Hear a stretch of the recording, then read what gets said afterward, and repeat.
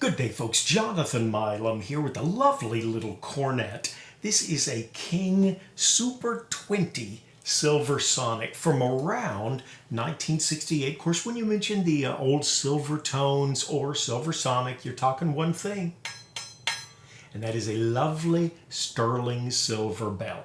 This cornet is almost mint and appears largely unused.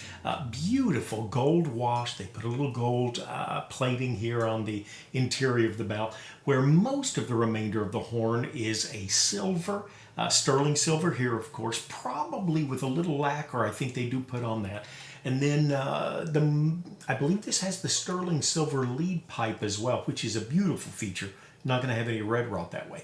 And of course, looks like we've got brass for the valve block and the slides as well. Little water dump, even though they do have the third slide here. Just marvelous, marvelous horn.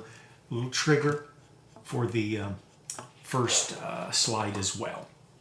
Okay, gonna get right into playing. Got a very interesting mouthpiece here. This is a Warburton. I think he calls this just his BC 6M BC. Very deep cup, very deep V, but fairly large throat. But it is not a large drill size. Yeah, got a little sun coming in through the window shade here. I hope that doesn't bother you. Nice to have sun. Deep V, but not a large drill size. We're just going to tootle around with the old Summertime and see how we do. I've got then one of my favorite. It's a Curry Vintage Cornet VC piece, and then I've got a Reeves 41C that's just normal, and a couple of mutes here. Nice thing about the cornet, it's in closer. You can work with mutes just a little bit easier. Okay, Summertime, and we'll give it our best shot. Let you know what a Super 20 SilverSonic by King sounds like.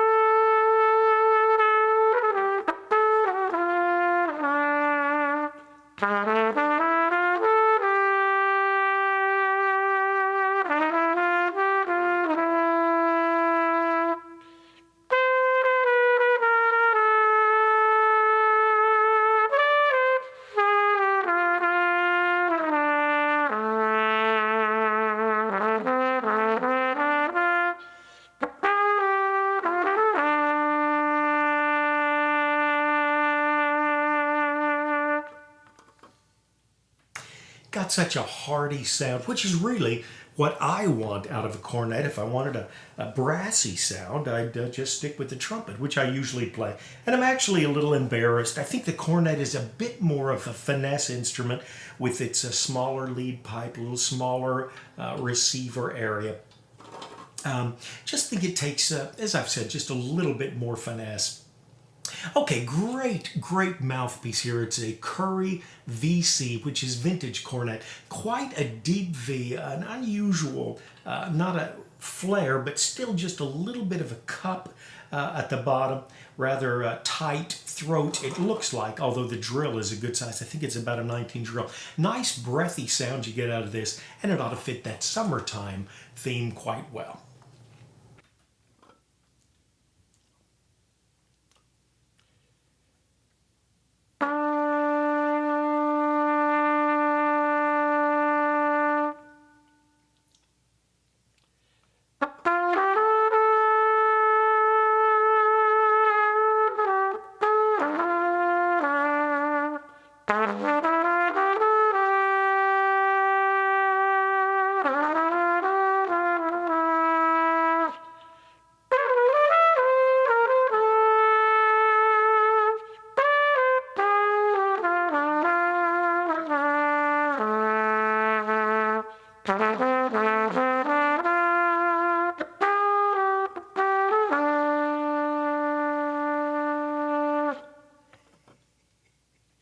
I like that mouthpiece, I really do. I've actually got a adapter here, and I've tried it on trumpet. just doesn't seem to convey the same way. Okay, I don't usually do this. When I'm on the road, which is about half the time I work as a flight attendant, I have to play with the mute. And then I come home, I take the mute out, and it saps my lip because I'm used to all of that back pressure. And strangely enough, I almost never use mutes when I make these videos, even though I'm using them more than half the time when I'm out on the road. Now this is just a very nominal mouthpiece, just a very 41C, which in the trumpet, again, I think is a great mouthpiece. I think it's a 26 drill, nice relaxed throat, fairly shallow mouthpiece. We'll play real quickly on it summertime. Then I've got a few mutes we'll run through. The mutes, I think, are very interesting.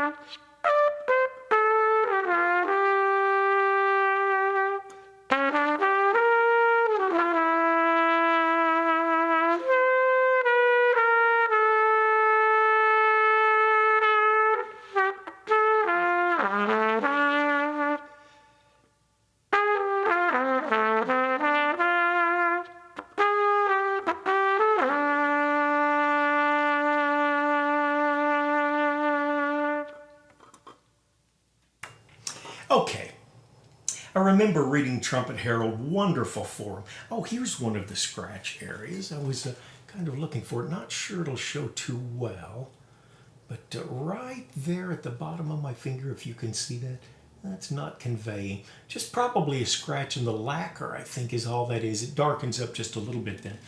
There's also just a little indication of wear right in here. Not sure if you can see it, probably laid down. And then there was one other. Oh yeah, right here. Just a little indication. Not sure that that's showing. Of course, it's, you know, kind of minor. I call this horn almost mint. But anyway, that's what it is. Oh yes, was in a Trumpet Herald one time, and the guy wrote in, and he said, I cannot get my mute as quiet as the guys next to me. And, you know, a lot of people had, you know, thoughts about that. And finally, one of them said, did he take the stem out of his mute? And after the guy went to the next practice, he wrote in and said, he took the stem out of his mute. When you take the stem out of a Harmon, it gets very quiet. Nice, nice sound.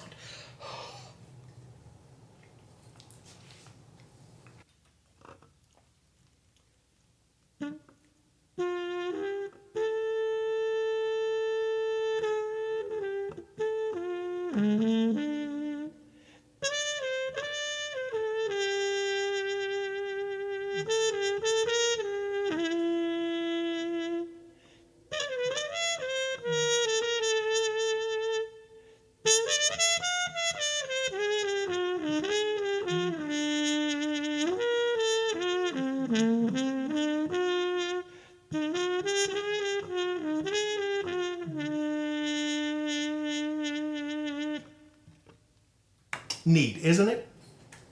And some time back, I was visiting with a friend, Greg Plow, great guy, and he had the neatest mute.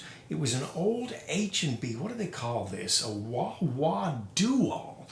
Is that interesting? I tell you what, this is a heavy mute. Heavy mute. But I got home, searched and searched and searched, and finally found a couple of them. I'm going to play one of them, and strange enough, this one's quite a bit lighter, but it still has a metallic sound to it. And just do the same thing. We've got the plunger out of this, then I'm going to play with the plunger in. But nice, a little more complex sound than the straight Harmon without the mute, to my way of thinking.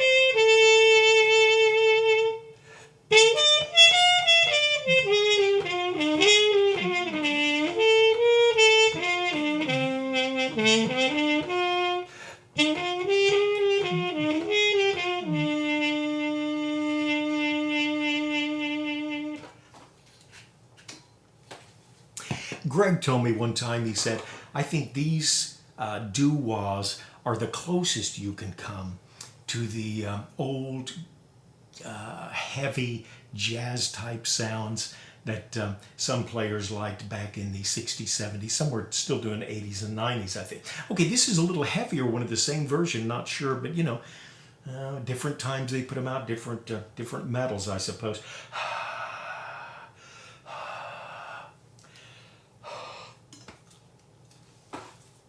And I've got the plunger out about halfway on this, the stem.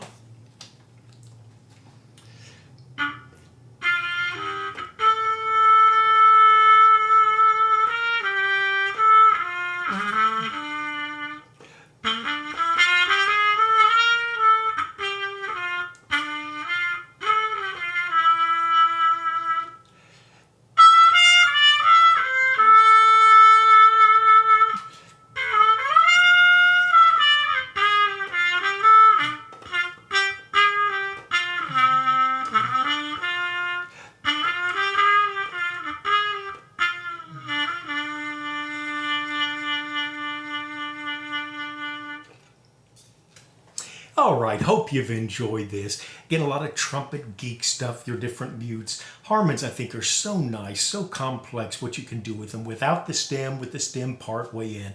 Different type Harmons and the sounds they get. And, of course, one marvelous King Super 20 SilverSonic. As always, appreciate you hanging with us. Love the thumbs up. Down there somewhere, there's a subscribe button. We don't have a limitless inventory of horns. But nonetheless, we do have some that surface from time to time. Got a great horn, the one I've been playing more than anything else recently. I've got the tuning slide out. When I clean my horns out at night, I run a lead pipe swab through with them. And then I leave the tuning slide out so that I can get a real good dry horn. This is a marvelous super recording from about 1940, if I remember correctly. Put one up just a little bit older, but been playing this thing quite a bit. Lovely horn trim bell. That'll probably be one of my next videos, I would think. But as for now, we've had the King Super 20 SilverSonic and have had a wonderful time with it and with you. Take care of yourself and someone near you.